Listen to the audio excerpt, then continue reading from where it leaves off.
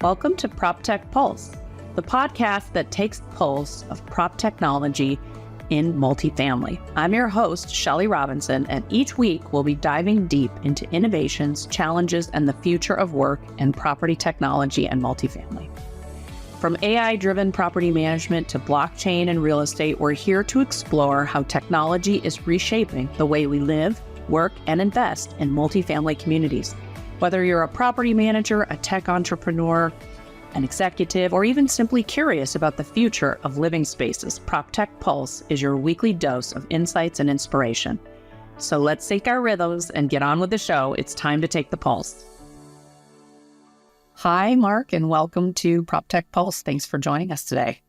Hey, Shelly, thanks for having me.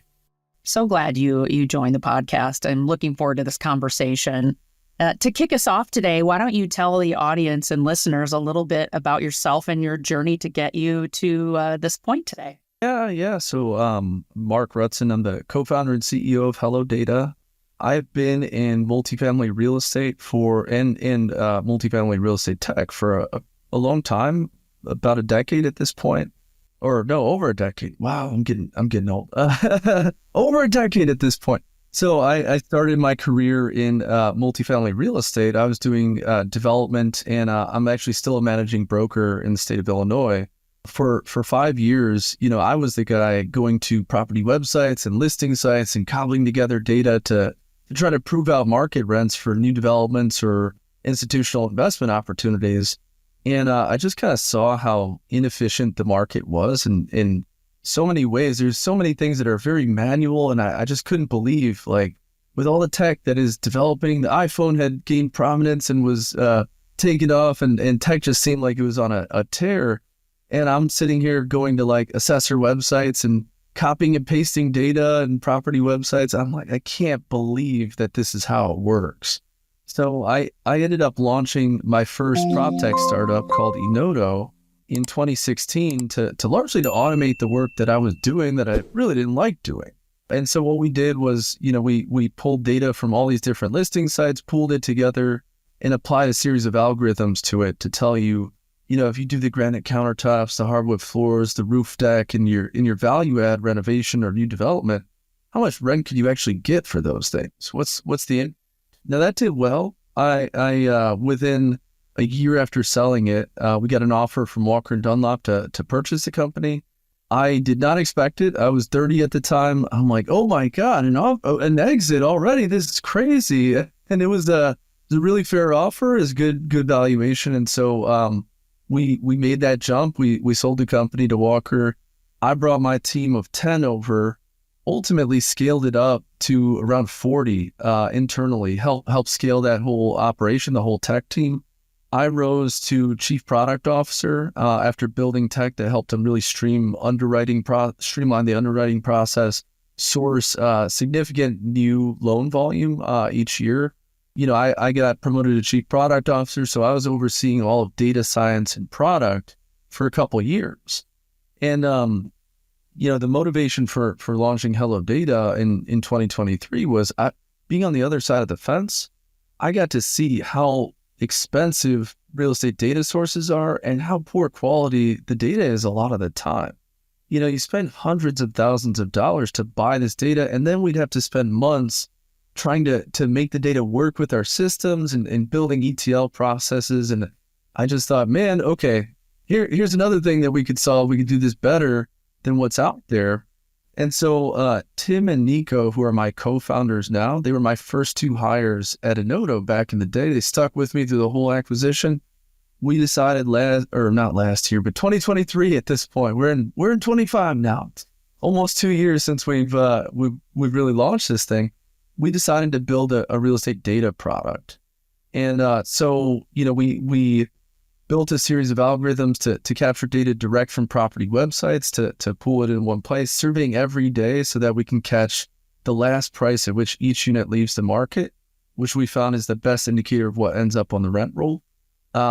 Enriching it with AI, like analyzing the listing photos to assess condition and quality, extracting data from the floor plan images to see if it's a corner unit, it has a balcony.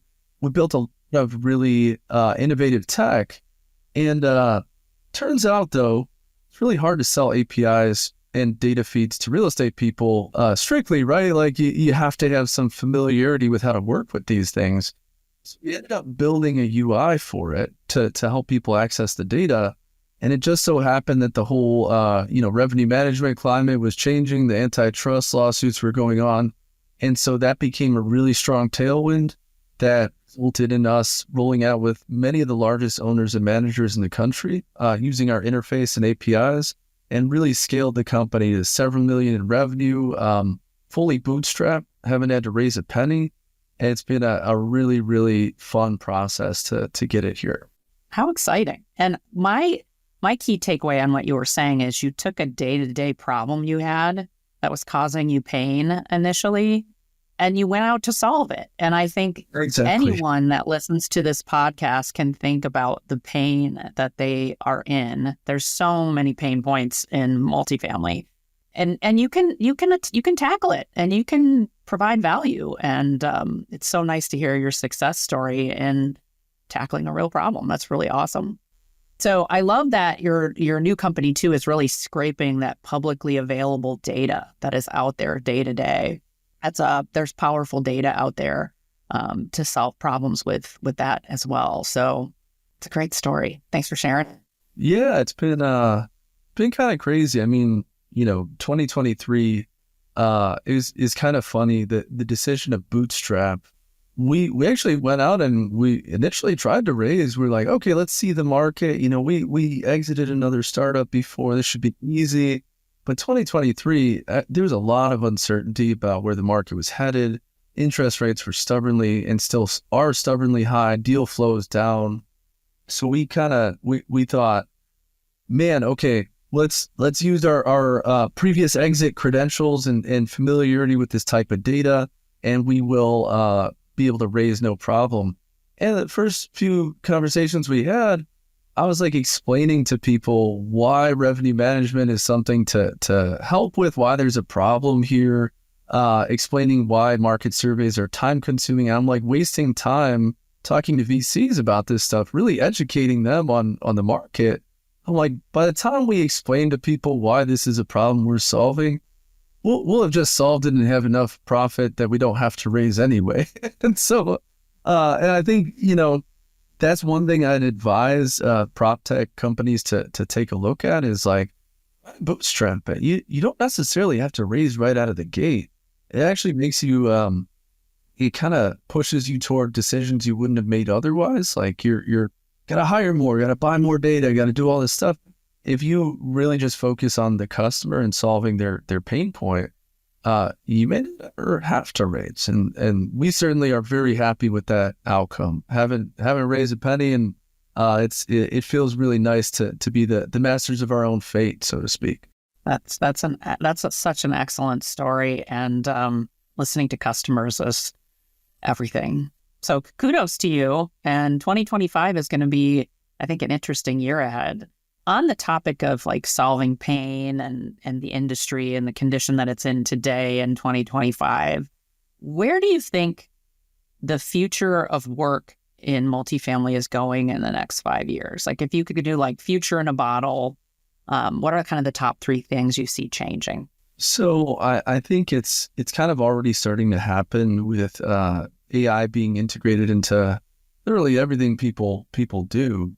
I think we're going to spend a lot less time going through the crazy process we do of like, hey, I've got deal data. I'm going to summarize it one way for one group. They're going to go summarize it to the next group, who summarizes to the next group. I think that whole process, there's a lot of different parties that are just taking the same data, summarizing it in a different way. Yeah. With AI, that becomes a lot easier. Like, hey, take this data, summarize it in a way in this template that I like to see it in. I really think AI should facilitate that, so we don't have to. I think that the idea of like everyone looks at it the same way is never going to real estate. Everyone's got their own way of looking at it. But if AI could be kind of the lubricant there that's like, hey, we received it in this format and you want to see it this way, I'll just put it in that template for you. And the AI just handles that. I think that is going to be a big evolution. It's already kind of happening. It is starting. Yeah. but I think it's just going to continue. I think remote work is going to continue as it has. I mean, some groups are trying to bring people into the office, but like reality is, there's a benefit to having presence across many different markets and quick access. If you have to go run out the door and survey a property, it's really better to have people like decentralized so they can go out to that property. Like, oh, Joe's pretty close by to this one. Just drive 5 minutes and get there versus like commute downtown for an hour and then drive an hour and 5 minutes back to the property. I'll just kind of work from home and do that. So I don't see that going away. I actually think as self-driving cars start to gain prevalence, that's gonna kind of turbocharge things. I think people will start living further and further out from cities because if you do need a commute and you're just like sitting in the back of a self-driving car, that's pretty nice. Get some more sleep. I can answer some emails. I don't have to focus on the road solely. So I think we'll kind of continue to spread out. And as a kind of third point, I just think automation, centralization, all these things that we kind of hear as buzzwords, they're kind of reaching maturity with products. 5 years ago when I was doing Inodo, actually further back, 6 years now, things were really nascent. Like all these prop tech startups were just getting off the ground. There was a lot of buzz and a lot of big promises and a lot of misses too, right? People put a lot of money in this stuff and then it didn't pan out a lot of the time. Well, we've been through the meat grinder, so to speak, and like the startups who really had something kind of continued and scaled and got bigger and bigger. The ones that didn't work got acquired by those bigger startups or others, or they went by the wayside. Now I think we've thinned the herd, so to speak. It's such to the point where the ones that are left are really going to be industry leading solutions. And I think that'll be just nice to have fewer things to evaluate and more things that are more widely used across the industry. Yeah. That's a lot of the conversations I'm having right now is evaluating your PropTech solutions and determining ROI. And I think ROI is one part of it, and it should have a return on investment. But sometimes the return on investment is efficiency, right? And you can quantify efficiency in time savings, role consolidation, even in those different areas. And so I see a lot of companies really looking at optimizing roles, making them more effective for service. Those are really good insights to share. And I do hear a lot of manual task automation going on, similar to how you're solving what took a lot of manual work before. That creates time savings and efficiency and at a much more productive and efficient cost even. Yeah. I think with just generally like what I've kind of heard as feedback over the years, like a lot of groups claim big time savings, right? And sounds good where you're like, oh, I'll save 10x your time savings or like reduce your time by like 90%. But like if there's any flaw in the data, when you're deciding on like a $100 million acquisition, there can't be a flaw in the data. You're not saving time at all because if someone has to spot check everything, it doesn't really work. And so from when we did Inodo back in the day, we didn't have that eye toward detail as much as we do today. With HelloData, the data is everything. And we drill down to every single little detail to remove outliers, to pick the best sources for the best data points, to enrich that data. And I think it's really reflected in our growth that now people trust the platform. They use it to drive their pricing decisions, their acquisition decisions, and they tell other people about it, which is the best compliment of all. That's how we're growing, is word of mouth. People are like, I love this. You should try it too. And it just makes everything from a growth perspective so much easier when it's real people talking about how they like it. It's everything. I think sometimes industries think certain things will change over time, but word of mouth, whether it's a digital word of mouth or a conversational word of mouth, still means more than any kind of marketing spend you can possibly put into place. So that's really wise. Yeah, really, really wise. Your platform, so your clients, what are ways that they're building efficiencies in their business model by leveraging your platform? Are they switching roles out? Like, kind of what are they doing? So the big thing is they're saving about 4 hours a week in doing manual market analysis. That's per user, right? So if you imagine the process of going to property websites and listing sites and then calling competing properties, well, it's always been very time consuming to go get this data. Even if you're navigating to the leasing page of the property website, you're like clicking into each unit, downloading in Excel. That's time consuming by itself. But then if you're calling your comps, you're one, they have no motivation to provide you the most accurate, up-to-date data, right? Because they directly compete with you. And two, it's time consuming, right? Like, okay, I got to call each and every property. I take notes. They're going to want to talk about the weather and other stuff too. And like, oh man, okay, there's my whole day is gone just doing one market survey. And we do that whole process of going to the property websites, compiling the data, analyzing it, using it to recommend price, using it to recommend your most relevant comps and showing how those things change over time. Nice. All in less than a minute with just a property name or address.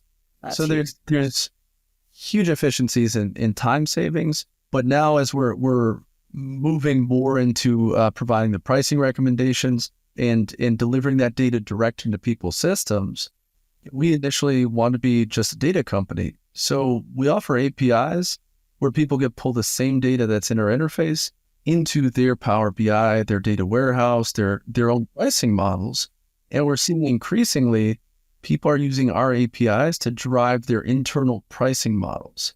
Like they're building their own approach to price their units so that they're not kind of beholden to, oh, now there's a new revenue management lawsuit, or now there's a new thing's outlawed in this market. If you're pricing it yourself, you're 100% protected no matter what the market does. And since we're all public data, we don't have any integrations or purchase sources of any kind. People find that like clean, accurate data that's all public, it's perfect for driving their internal pricing models. So I would say, if I'm hearing you, you've got revenue managers, asset managers, property managers, and even marketing people using your platform from a persona base to kind of work on decisioning in their data fields. That's really powerful. And that time savings, I've been in the industry so long, we used to fax it like that. We'd get your fax from another competitive property and fill it out and fax it back. So I am so glad things have evolved. That's great.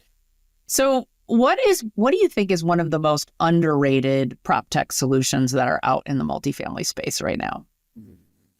Underrated. Up and coming. Yeah, there are a few up and coming. It's kind of hard to tell like who will win AI chatbot supremacy. There are a lot of different products out there. I think if implemented well, those things could be really, really powerful because there's so many times like even me, like I haven't rented for years. I bought, my first house like a decade ago almost. And I haven't rented for years, but when I did, there were times where it's a weekend and I'm like, oh, I want to go see some units and I can't get a hold of anyone. Like, why? The weekend is when you should have people ready to walk me through. And so I think that, solutions that provide the data right where people need it, when they need it, even if it's AI driven, because it works really well, that adds a ton of efficiency. I think some of those solutions could really like scale. It's hard to tell who's going to be the top dog in some of these things. I think that's key. I think we're really moving toward a lot more remote showings. And so like a company like RealLink that you could walk through virtually and kind of understand the unit, understand like key parts. I think they described like you can see like heat maps of where people are focusing in the units. or at least they have those analytics. That I think is really powerful. You can take that data and do so much with it.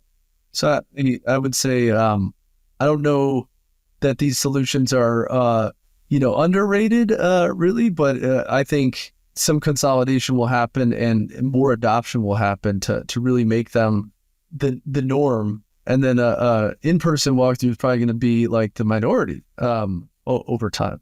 Yeah, it's funny how that is evolving, and I think there's still a lot of opportunity for refinement and enhancement and virtual touring as well to make it even better.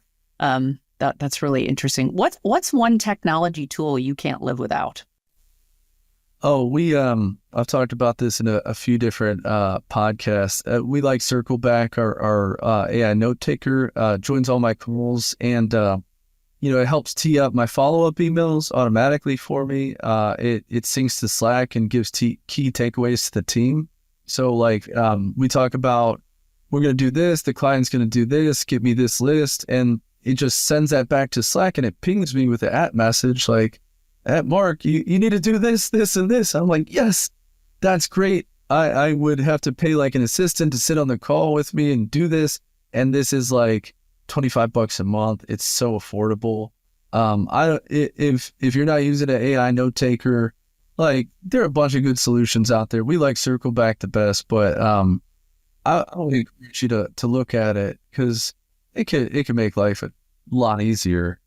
I like the follow-up portion of it. Or even the keying up follow-up emails. That part is a giant efficiency creator, especially if you're bootstrapping it. I'm bootstrapping it right now. So, well, it's pretty easy to do too, right? So you're like prompting like you would at ChatGPT, like, hey, send me a follow-up email, mention some unique points, mention the benefits of our software, and you list the benefits, and then it tees it up pretty well. Where I found that really helpful is if I do like a day full of demos where I'm like, all right, I did one and then another and then another. By the like 8th call, know what we talked about like on the first call.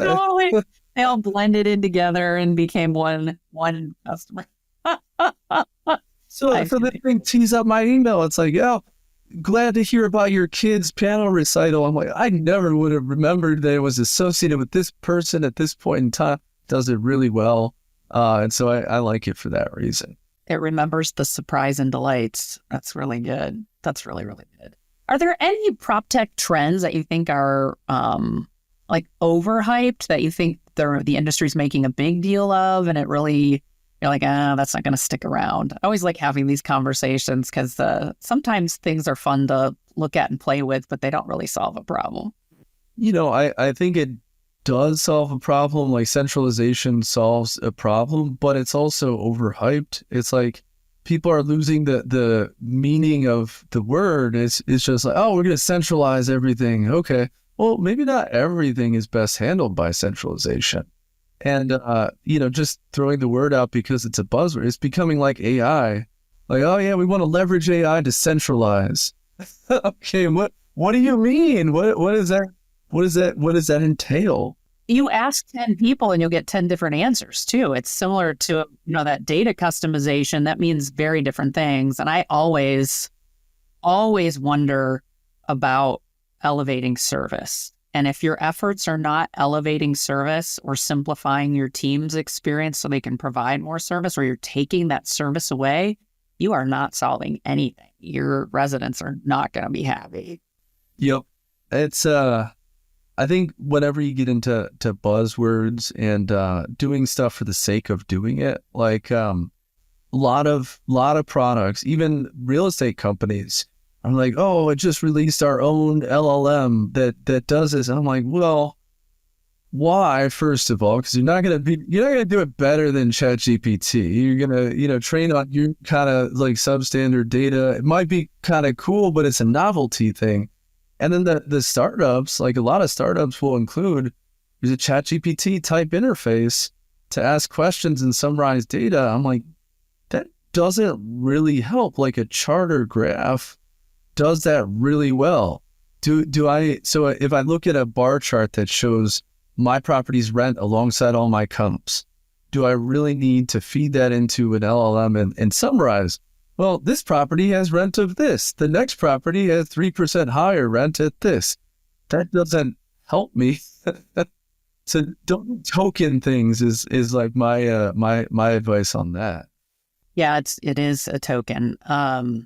There's some cool company like Jen Finn at Hio. Her LLM is actually training organizations on their policies, procedures, lease agreements to give real time help to your site teams on demand. So you got a leasing consultant on a Saturday who's new and doesn't know how to handle a lease break. You can text the number, get an answer. Like, to me, that is not token. That's time savings, that's service recovery.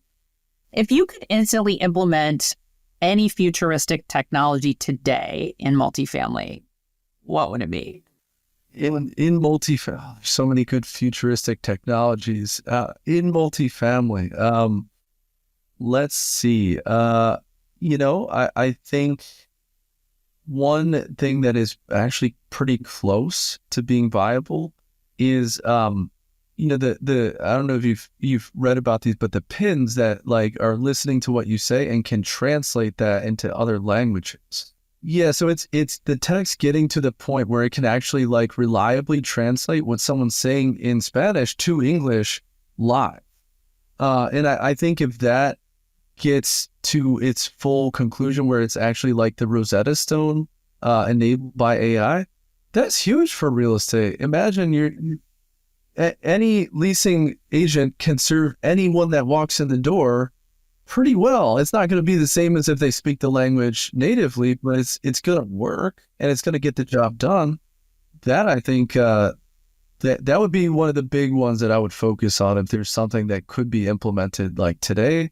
But I do think in like a year or two, it'll be mainstream and available to all. So what a great hack for travel too, right? And you can really travel anywhere and be just fine with that in your pocket. That's great. Any advice that you would give to PropTech founders or multifamily professionals to stay ahead of the PropTech curve in the next coming years?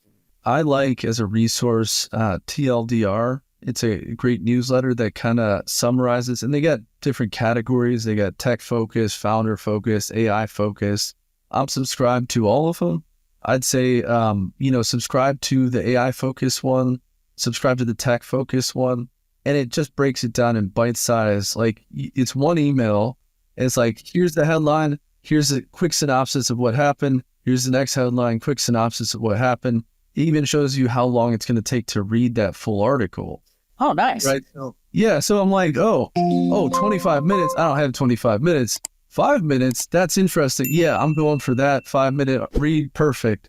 And, if I don't have time to read any of it, I just got a quick synopsis of the big changes in the market, and it's right in your inbox every morning. So it's super helpful. Kind of like we do. I mean, we do automated email surveys where we send, these are the concession changes, the leasing changes, the price changes. And it's kind of like that, but for the whole AI and tech industry. I think it's a great resource. No, that's a really good resource. Well, where can our guests find your company and more about you? Yeah, so if you want to go to HelloData.ai, so it's all one word, HelloData.ai, you can actually check out the software. There's a 7-day free trial. Or if you reach out to me, it's Marc, M-A-R-C, at HelloData.ai. And, I'd be happy to schedule a demo, set up a trial for you. Would love to get your feedback on the software. That's awesome. I appreciate you sharing so much today. And I think free trials are super smart in the industry.